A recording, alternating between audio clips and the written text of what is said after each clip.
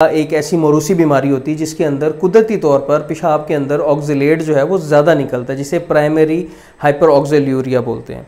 ये ऐसी कंडीशन है जिसके अंदर मुख्तलिफ दवाइयों से इस चीज़ को ट्रीट किया जाता है और ये जो है वो फैमिलीज़ के अंदर रन करती है।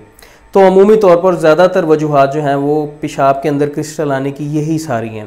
बात आ जाती है कि अगर पेशेंट को ऑक्जेलेट क्रिस्टल्स आ रही हैं यूरिन के अंदर तो उसका किया क्या जाए। सबसे पहले आपने परेशान नहीं होना।